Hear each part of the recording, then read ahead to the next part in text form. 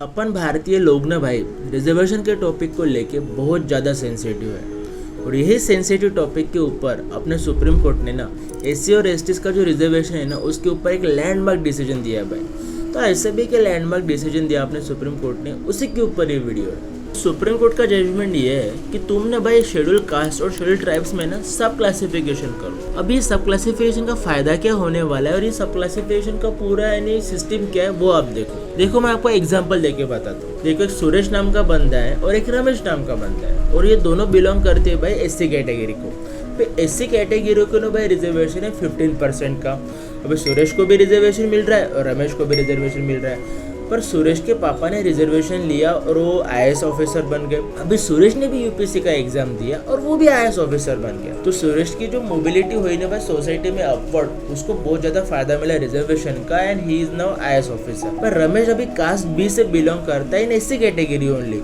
पर रमेश को भाई पता ही नहीं है सब चीज़ों का। रमेश को रिजर्वेशन की पॉलिसी का कुछ फायदा ही नहीं मिल रहा है। वो सोशली बहुत ज़्यादा बैकवर्ड है, वो इकोनॉमिकली बैकवर्ड है, उसको एजुकेशनल इंस्टीट्यूशन में भाई एडमिशन तक नहीं मिल रही क्योंकि रमेश को पता ही नहीं कि ये सब क्या चल रहा है। तो सुप्रीम कोर्ट का ऐसा बोलना है कि रमेश जो कास्ट बी से बिलोंग करता है इन एससी कैटेगरी ओनली, उसको भी भाई रिजर्वेशन का फायदा मिलना चाहिए ताकि सोसाइटी में इक्वेलिटी है। तो सब क्लासिफिकेशन करके क्या होगा पता है, ये रमेश के कास्ट बी को न भाई एक सर्टेन कोटा मिलेगा in SC category only. So in other word ये सब क्लासिफिकेशन को ना दूसरे शब्दों में बोलते हैं कि भाई quota within quota, reservation within reservation, and this is same with the schedule tribes too. तो इसका फायदा ये है भाई कि आप टारगेट करके एक सर्टेन कास्ट या सर्टेन कुछ जो बहुत ज्यादा पिछड़ा वर्ग है ना उसको तुम सोशली अपलिफ्ट कर सकते हो। ये है भाई सब क्लासिफिकेशन का फायदा। अभी ये जो लैंडमार्क डिसीजन आया ना भाई, तो उसके लिए जो बेंच था ना सुप्रीम कोर्ट में वो था भाई 7 जजेस का। तो 7 में से 6 जजेस ने बोला कि ये सब क्लासिफिकेशन करो और एक जज ने बोला कि नहीं ये सब क्लासिफिकेशन नहीं करना चाहिए। Now the second thing is which is also very important,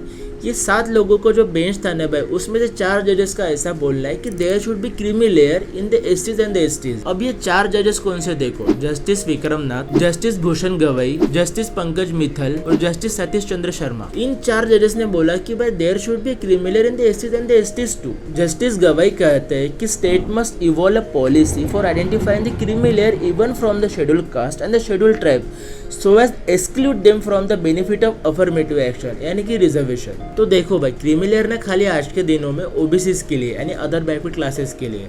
अभी इन जस्टिस लोगों का ऐसा भी बोलना है कि जिस टाइप से आप ओबीसी से क्रीमी लेयर बनाते हो उसी स्टैंड पे तुम भाई एससीज और एसटीज के लिए क्रीमी लेयर नहीं बना सकते। उन्होंने स्टेट्स को निर्देश दिए भाई कि आप अपने हिसाब से कुछ सर्टेन पैरामीटर्स बनाओ कि on which parameters you can give creamy layer two the एससीज and the STs. This is all about the new formation of reservation for the एससीज and the STs, the sub classification and the creamy layer वाला game. तो आने वाले दिनों में reservation का क्या भविष्य बन सकता है अपने इंडिया में, ये अपने को देखने को मिलेगा। So stay tuned to my channel, please like share and subscribe. Thank you.